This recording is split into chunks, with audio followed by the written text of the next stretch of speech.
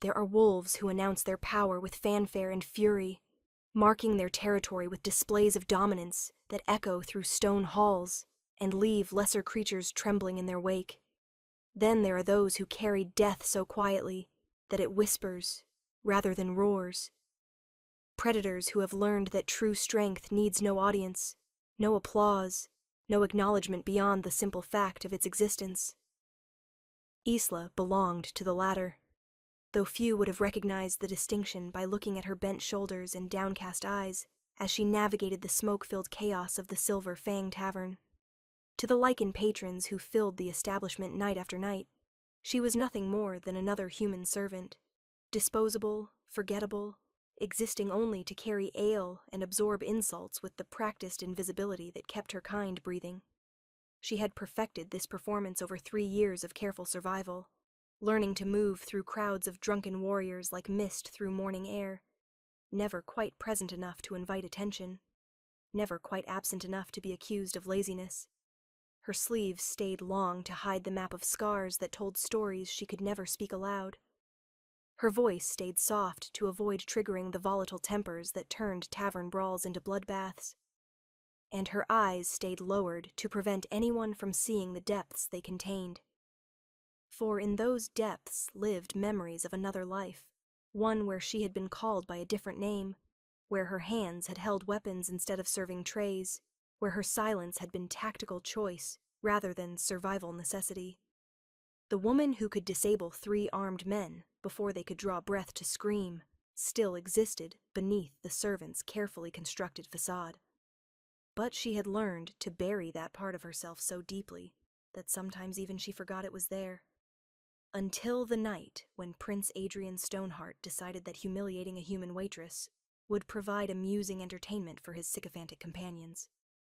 And Isla's carefully maintained mask cracked just enough to let something far more dangerous slip through. The Silver Fang Tavern reeked of sweat, ale, and the particular mixture of leather and steel that clung to Lycan warriors like a second skin.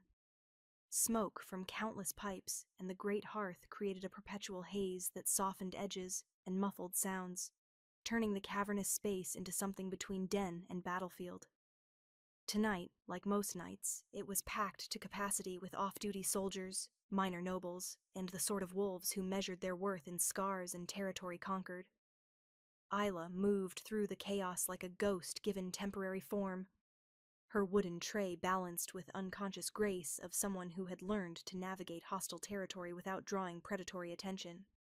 3 tankards of ale, 2 meat pies still steaming from the kitchen, and a bowl of thick stew that passed for sustenance in establishments where humans were considered fortunate to receive scraps. "Table 7, she murmured to herself, a habit developed during her first terrifying weeks when the names and faces of violent customers blurred together into an endless parade of potential threats. Lord Marcus and his hunting party. The one who grabbed Sarah last month. She had learned to catalog the dangerous ones, not just their faces, but their patterns, their triggers, their particular brands of cruelty. Lord Marcus favored humiliation over violence, preferring to make servants squirm with verbal torment rather than physical abuse. "Your orders, my lords," Isla said quietly, placing each item with practiced precision while keeping her eyes fixed on the scarred wooden table. "About time," Lord Marcus growled, though his tone held more ritual complaint than genuine anger. "Thought you'd gotten lost on the way from the kitchen, girl." "My apologies for the delay, my lord. The kitchen was— Did I ask for explanations?" Marcus's voice sharpened with the quick temper that made him dangerous, despite his preference for psychological torture. "Servants speak when spoken to, not to make excuses for their incompetence." "Yes, my lord." Isla stepped back, the precisely measured distance that indicated respectful availability without presumptuous hovering. "Will there be anything else?" One of Marcus's companions, a younger Lycan with soft features that spoke of a life unacquainted with real hardship, leaned forward with predatory interest. "You know, Marcus, I've always wondered, do human servants actually feel shame? Or do they simply mimic the emotion because they know it's expected?" The question was clearly meant to provoke some form of reaction that could then be used as justification for further torment. "An interesting philosophical question, Lord Garrett," Marcus replied with false thoughtfulness. "Perhaps we should conduct an experiment." Isla's muscles tensed imperceptibly as she recognized the shift in tone that preceded deliberate humiliation. "Drop the tray," Marcus commanded suddenly. Isla blinked, certain she had misheard. "My lord?" "The tray. Drop it. Let's see how human shame manifests when their incompetence is on display." The order made no sense beyond its function as arbitrary cruelty designed to create a mess that would then become grounds for further punishment. I don't understand, my lord." "It's a simple command, girl. Release your grip and let the tray fall. Unless you're suggesting that a human servant knows better than Lycan nobility what should be done." The challenge was carefully constructed to leave no acceptable response. Comply, and she would be punished for the mess and waste. Refuse, and she would be punished for disobedience. Isla was preparing to drop the tray and accept whatever consequences followed, when a new voice cut through the tavern's ambient noise like a blade through silk. "Well, well, what have we here?" Every conversation at nearby tables immediately stopped. Isla felt her blood turn to ice as she recognized the voice that belonged to Prince Adrian Stoneheart, heir to the Lycan throne, and the most dangerous predator in a kingdom built on predation. Adrian approached their table with loose-limbed confidence of someone who had never faced a threat he couldn't either buy, intimidate, or kill. At 27, he possessed all the physical advantages of royal Lycan bloodline: height, strength, speed, and healing that made ordinary weapons little more than temporary inconveniences. But it was his complete lack of restraint that made him truly terrifying. "Prince Adrian!" Lord Marcus rose quickly, his earlier arrogance immediately replaced by careful deference. "An unexpected pleasure, Your Highness?" "Sit, Marcus. I'm not here for formal courtesies." Adrian's amber eyes fixed on Isla with focused intensity of a predator that had found something interesting to pursue. "I'm here because I heard something amusing about conducting experiments on human servants." "Your Highness," Marcus said carefully, "we were merely discussing philosophical questions about human nature." "Philosophical questions?" Adrian laughed, the sound carrying no warmth whatsoever. "How wonderfully academic. Tell me, Marcus, what conclusions have you reached?" "Well, Your Highness, we were observing that humans seem to mimic emotional responses rather than experiencing genuine—" "Boring," Adrian waved dismissively. "Too much talking, not enough practical demonstration. If you want to understand human nature, you need to observe it under pressure." He turned his full attention to Isla, his amber eyes taking in every detail with thoroughness of someone evaluating a potential purchase. "You, servant. What's your name?" "Isla, Your Highness," she replied quietly, her voice steady despite the fear coursing through her system. "Isla." Adrian repeated her name as if testing its sound. "Tell me, Isla, do you consider yourself fortunate to serve in an establishment frequented by Lycan nobility?" The question was a trap, every possible answer carrying potential for punishment. "I am grateful for the opportunity to serve, Your Highness," Isla said finally, choosing the response most likely to be considered appropriately humble. "Grateful," Adrian mused. "How wonderfully conventional. But gratitude is such an abstract concept, don't you think? Perhaps we should test the depth of your appreciation through more concrete demonstration." Without warning, Adrian's boot connected with Isla's shin, not hard enough to break bone, but with sufficient force to send her stumbling backward into the stone pillar behind their table. The tray flew from her hands as she fought to maintain her balance, sending tankards and food scattering across the floor in a symphony of breaking pottery and spilled ale. Laughter erupted from Adrian's companions as Isla slumped against the pillar, her leg throbbing from the impact. "There we are," Adrian announced with satisfaction. "Much more educational than philosophical discussion. Observe how quickly human gratitude transforms into something more honest when they're reminded of their proper place." But as Isla pushed herself away from the pillar and straightened to face her tormentor, something had changed in her posture, that made the laughter die in several throats. Her head was no longer bowed in submission, her shoulders no longer curved in defensive hunching. When she looked directly at Prince Adrian for the first time, her storm-gray eyes held depths that made even drunk Lycans suddenly sober. "Your Highness," Isla said quietly, her voice carrying a quality that none of them had heard before. Not servility or fear, but controlled calm of someone who had made a decision that could not be unmade. Was that supposed to hurt? The question hung in the air like a challenge thrown down in a throne room. Adrian's expression shifted from amused superiority to something far more dangerous. "Excuse me," he said slowly, his voice dropping to the register that usually preceded violence. Isla smiled then. Not the forced expression of a servant trying to placate an angry master, but something altogether more predatory. "I asked if that was supposed to hurt, Your Highness, because if it was, I think we need to have a conversation about expectations versus reality." The tavern's main floor had gone completely quiet now. "I think," Adrian said finally, his voice carrying the particular calm that preceded extreme violence, "that you've forgotten your place, servant. Perhaps another reminder is in order." This time, his kick was aimed higher and delivered with full strength that royal Lycan blood provided. It should have doubled Isla over, should have sent her crashing into the wall with potentially serious injuries. Instead, she moved. The movement was so fast, so precise, that most of the watching crowd missed the actual mechanics of what happened. One moment, Prince Adrian was launching a kick that could have shattered ribs. The next, he was face down on the tavern floor with his arm twisted behind his back, at an angle that suggested dislocated joints, and Isla was kneeling beside him with one hand positioned at the base of his skull. "Here's the thing about expectations," Isla said conversationally, as if she were discussing the weather rather than restraining the heir to the Lycan throne. "I spent 3 years learning yours. You expect humans to cower and apologize and beg for mercy when you decide to use us for entertainment. You expect us to be helpless, harmless, forgettable." She applied slightly more pressure, and Adrian's struggles immediately ceased as pain flooded through his nervous system. "But sometimes, Your Highness, expectations can be dangerous things, because when you expect helplessness, you don't prepare for competence.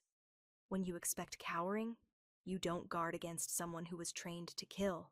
Before she learned to walk. The silence in the tavern was absolute now. A human servant had not only defied royal authority, but had disabled a Lycan prince with effortless precision. "Now," Isla continued, her voice maintaining that same conversational tone despite the explosive tension radiating from every direction, "we can handle this situation in several ways. I can release you, you can return to your table, and we can pretend this was all a misunderstanding caused by too much ale and poor judgment." Or she let the alternative hang unspoken, but the implications were clear to everyone watching. From the tavern's upper gallery, where private booths provided vantage points for wealthy patrons to observe without being observed, Lycan King Thorn Stoneheart watched his son's casual cruelty transform into a masterclass in combat efficiency. And in the space between one heartbeat and the next, everything he thought he knew about the harmless human girl serving drinks in his kingdom's most notorious tavern crumbled into ash. Thorn had come to the Silver Fang Tavern tonight to conduct unofficial business with merchants who preferred to avoid palace scrutiny, not to witness his heir being systematically humiliated by a human waitress. But as he watched Isla's precise movements, noted the professional economy of her restraint technique, and recognized the particular way she held herself that spoke of military training, puzzle pieces clicked into place that created a picture he had never expected to see.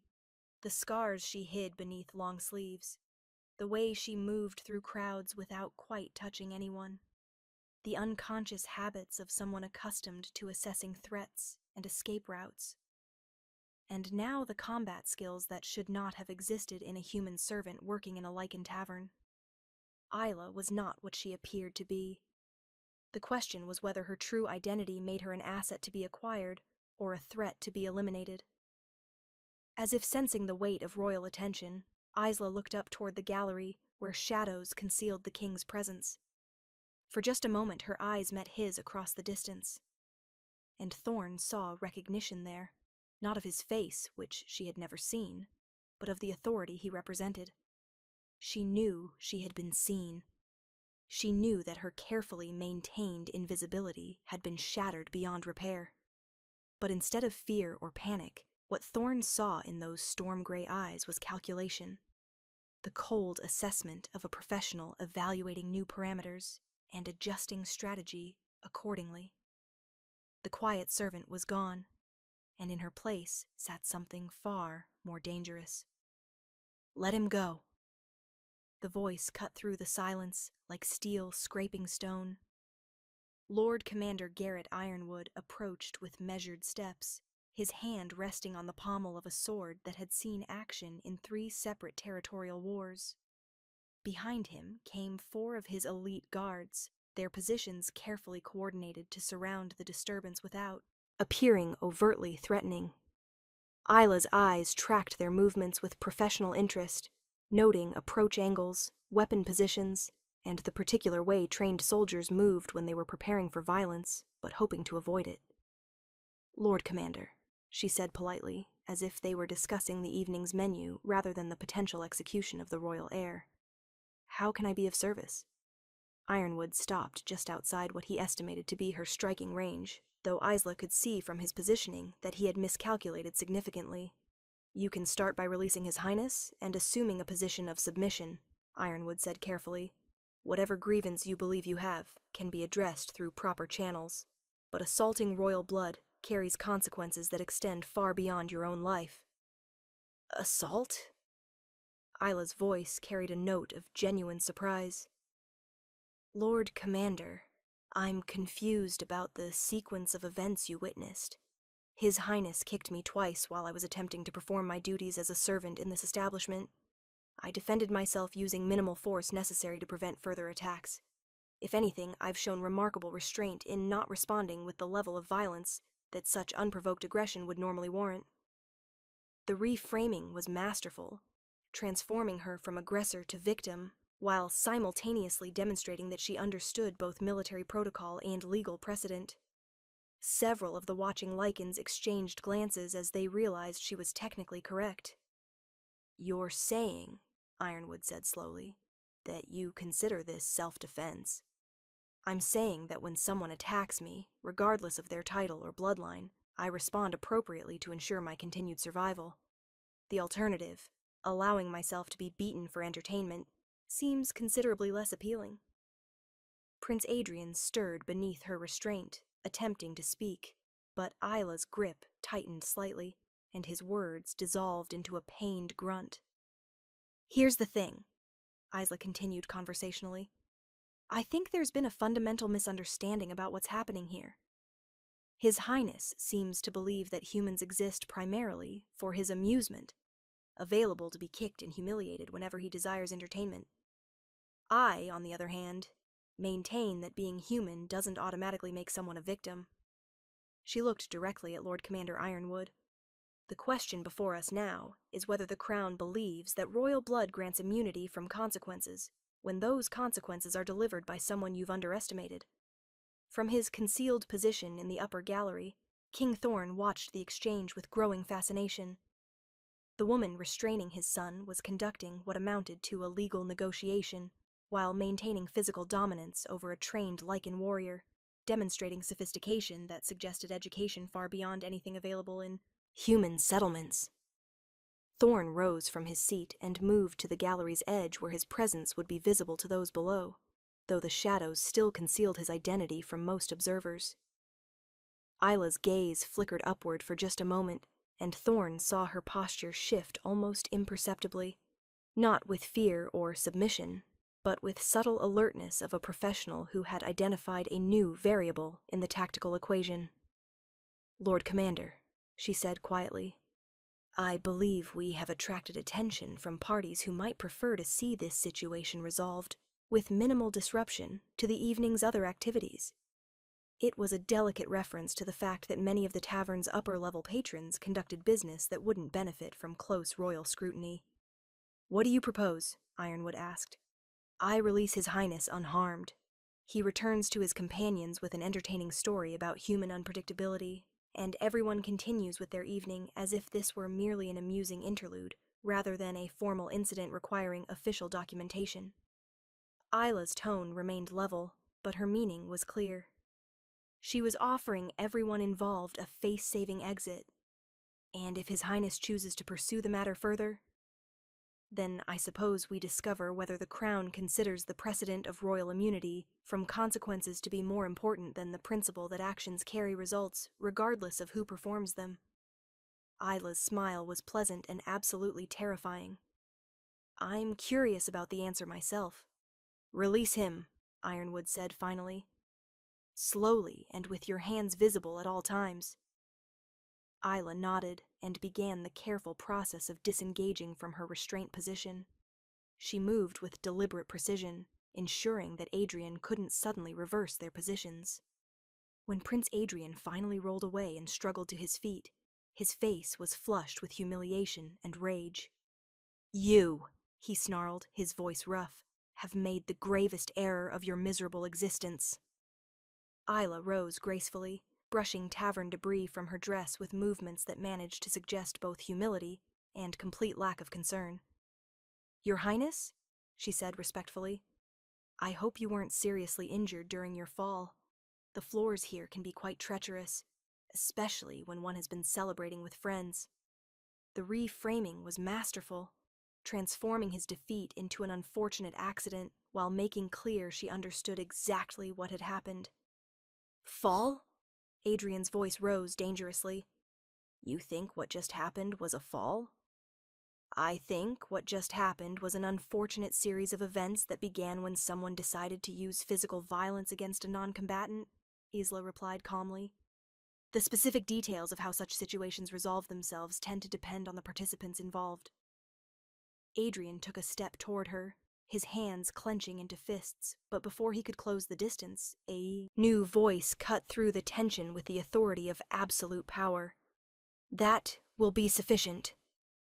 Every head in the tavern turned toward the speaker, and a collective intake of breath rippled through the crowd as King Thorn Stoneheart emerged from the shadows of the upper gallery. He descended the stairs with measured steps, his presence immediately transforming the atmosphere from dangerous confrontation to royal audience. Thorn was not as physically imposing as his son, but authority radiated from him in waves that made even drunk Lycans straighten their posture. Father, Adrian began, his voice carrying a mixture of relief and apprehension. This human attacked me without provocation. I saw what happened, Thorn interrupted quietly, his amber eyes moving between Adrian and Isla with calculating precision. I observed the entire encounter from beginning to resolution. The simple statement carried implications that made several people in the crowd suddenly remember urgent business elsewhere. Your Majesty, Isla said, dropping into a curtsy that was technically perfect, while somehow managing to suggest that she was choosing to show respect, rather than being compelled to do so. I hope the evening's entertainment hasn't been too disruptive to your other activities. Thorn studied her for a long moment, taking in details that his son had missed. Rise, he commanded. State your name and origin. Isla Merrick, Your Majesty. I've served in this establishment for 3 years. Previously worked in various household positions throughout the kingdom. The response was factually accurate while revealing absolutely nothing of substance. Household positions, he repeated thoughtfully. With whom did you serve? Various minor nobles, Your Majesty. Nothing that would be familiar to someone of your position. And where? He asked softly. Did you acquire the combat training that enabled you to disable a Lycan prince? The question hung in the air like a sword waiting to fall. Isla was silent for several heartbeats, her expression cycling through internal debate. When she finally spoke, her voice carried careful selection of words that would be technically truthful, while strategically incomplete. Your Majesty, I spent my childhood in regions where humans required practical skills for survival. The specific details are less important than the general principle that one learns what circumstances require. Which regions specifically? The contested territories along the eastern border, Your Majesty, during the period when territorial control was fluid. A chill settled over the gathered crowd as the implications registered. The eastern border conflicts had been brutal, involving multiple Lycan packs fighting for control over territory. Humans caught in those regions had faced choices between fleeing, dying, or learning to fight. But the eastern conflicts had also been where certain experimental military programs had been conducted, training initiatives that officially didn't exist, designed to test whether humans could be developed into effective special operations assets. If Isla was a product of those programs, then her presence here represented far more than a servant with unexpected skills. The eastern border conflicts ended 7 years ago, Thorne said carefully. All humans in those territories were relocated to approved settlement areas under Crown protection. Yes, Your Majesty, Isla agreed quietly. There are not. The admission carried weight that went far beyond simple geographical facts. Thorne made a decision that would reshape multiple lives before the night was over.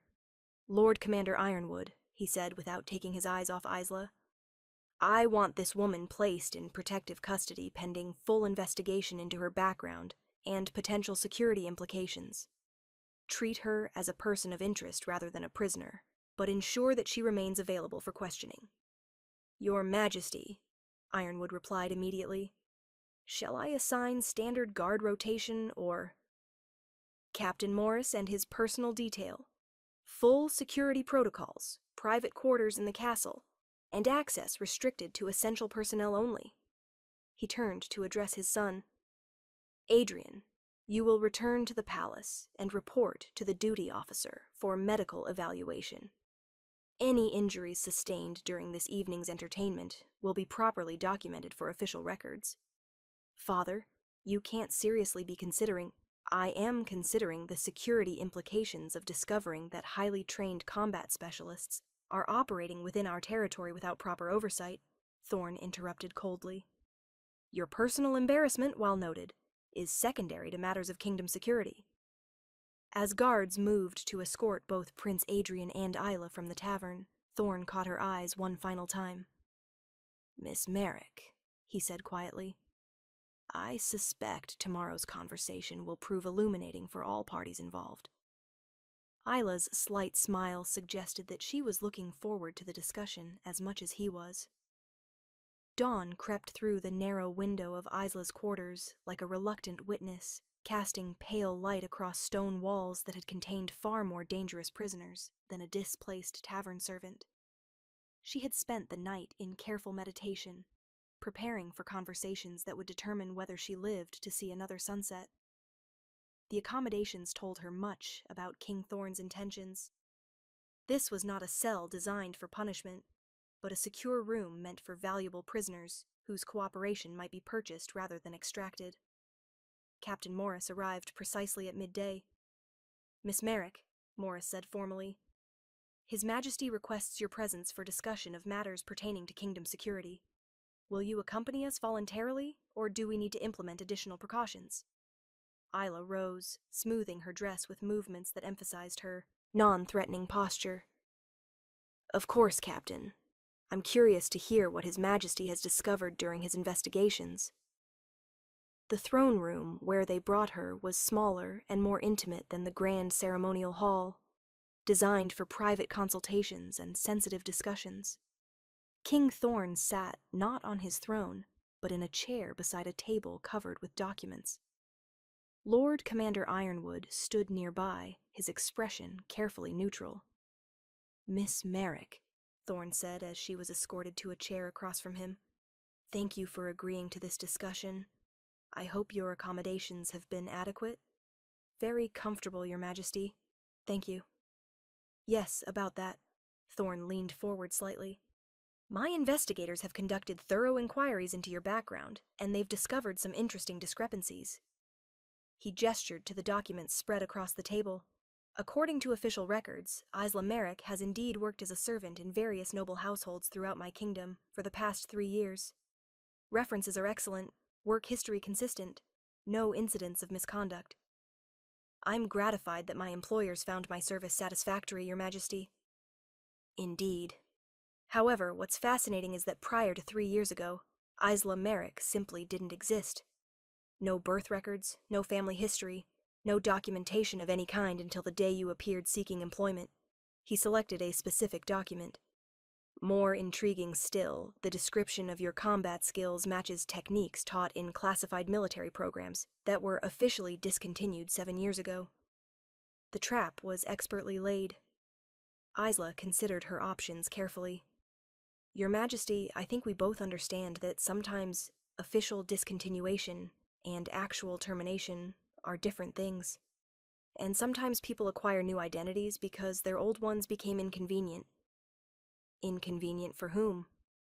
For anyone who preferred that certain activities remain buried along with the people who participated in them. Thorn nodded slowly. Tell me about the Crimson Dagger program.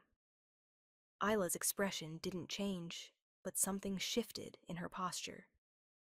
I'm not familiar with that designation, Your Majesty. No? Interesting, because according to classified files that required significant effort to locate, the Crimson Dagger program was an experimental initiative designed to train human operatives for deep infiltration and assassination missions in Lycan territories. The program supposedly produced 12 successful graduates before being terminated due to political concerns. He leaned back. Those files also indicate that all program participants were declared dead to maintain operational security. Their original identities buried so deeply that no trace would remain if they were captured. That sounds like a very thorough approach to operational security, Your Majesty. It does, doesn't it? Of course, declaring someone dead for security purposes doesn't actually kill them. It simply makes them extremely difficult to trace. Isla remained silent. The thing is, Thorn continued, I've been wondering why a highly trained operative would choose to spend 3 years serving ale to drunk Lycans when her skills could be employed for far more lucrative purposes. Unless, of course, the tavern assignment wasn't employment, but positioning. Positioning for what, Your Majesty? That's what I'm hoping you'll tell me. Because if you've been conducting surveillance on my kingdom for 3 years, then you either represent a threat I need to eliminate or intelligence I need to acquire. And frankly, after watching you handle my son last night, I'm more interested in the latter possibility. The shift in approach was masterfully executed. Your Majesty, may I speak frankly? Please do. The Crimson Dagger program was indeed discontinued 7 years ago, but not because of ethical concerns. It was terminated because certain political factions within your court discovered that trained human operatives posed potential threats to established power structures. She paused. The official story claims all operatives were declared dead for security purposes. The reality is that most were actually killed to prevent them from becoming problems for their former handlers. A chill settled over the room. How many survived? Thorn asked quietly. I don't know, Your Majesty. Operational security meant we never knew each other's identities, but I would estimate very few of us escaped the termination orders. And your mission here? What were you supposed to accomplish during 3 years of tavern service? Isla was silent for a long moment. When she finally spoke, her voice carried weight of someone making a decision that couldn't be reversed. I wasn't assigned to this kingdom, Your Majesty. I came here because it was the only territory where I might be safe from the people who wanted me dead. She met his gaze directly. I've been hiding in your taverns and noble houses because no one would think to look for a supposedly dead operative in plain sight among their servants. Safe from whom? From the political faction that ordered the program's termination? From military commanders who didn't want their unauthorized experiments exposed? From court officials who profited from arms dealing with the same enemy forces we were trained to infiltrate? The accusation hung in the air. Can you prove these allegations? I can provide names, dates, financial records, and operational details that would expose activities your enemies would kill to keep buried. Isla's voice remained level.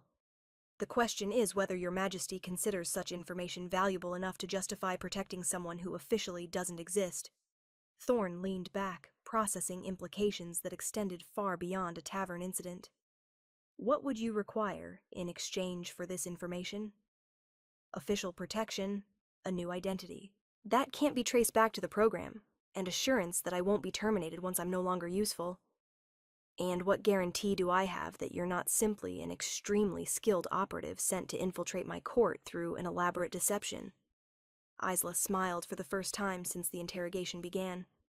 Your Majesty, if I were conducting a deep infiltration operation, would I have revealed my capabilities by publicly humiliating your heir?